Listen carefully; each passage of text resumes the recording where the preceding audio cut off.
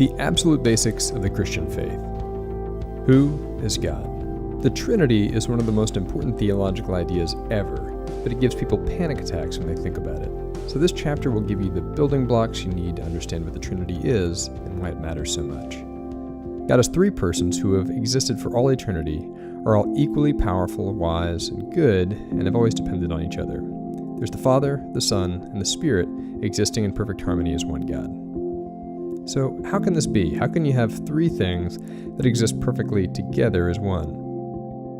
Well, here's the thing. If you can understand a tiny bit about how music works, you can understand the basics of the Trinity. So find a piano, pick any white key, and put your thumb on it, then skip a white key and put your index finger on the next one, then skip one more and put your middle finger on the next white key. Now press down your thumb, index finger, and middle finger, and boom, there's a harmonic chord. Three distinct sounds, all existing in a perfect harmony. Three things that are also one thing. The threeness and the oneness work perfectly together. This gives us a picture, rather a sound, of what God is like. There is one God, like the one chord, with three persons, like the three notes, all existing in perfect harmony forever. So, unlike the chord, which we just played, which came into being, then ceased to exist, the three persons of the Trinity have always existed. They've always existed in the relationship of the Father, Son, and Holy Spirit. The Father has always been Father to the Son.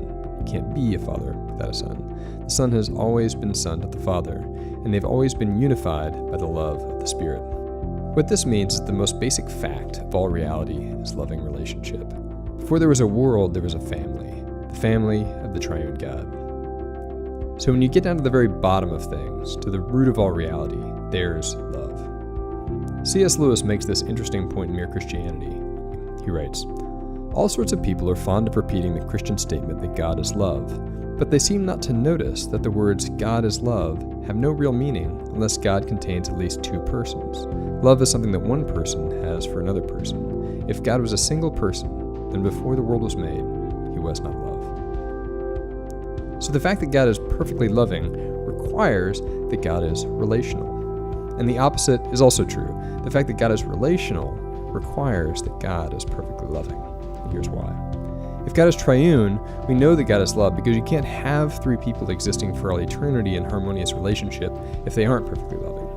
Imagine existing for all eternity with your brothers and sisters, or even your friends. Eventually you get into some fights.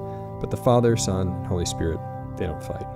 We know that God is love because God is a Trinity. And we know that God is a Trinity because God is love.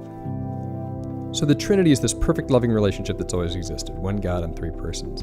And because the Trinity is one God, the persons work together in everything they do. In Matthew 28:19, Jesus says we are baptized in the name of the Father, Son, and Holy Spirit.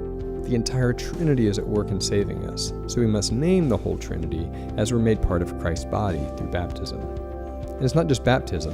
All throughout the story of Jesus, we see all three persons at work. There's a pattern here. The Father is the source of everything, and he sends the Son to the world in the power of the Spirit. We see this in Jesus' birth. By the Holy Spirit, the Son of God is born into the world. We see this in Jesus' baptism. The Son carries out the mission of the Father in the power of the Spirit. And we see this in Jesus' blessing of his disciples when he ascends.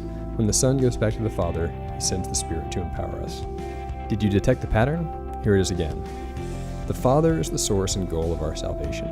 Jesus is the way, and the Holy Spirit is the power to get there. Imagine it a bit like this.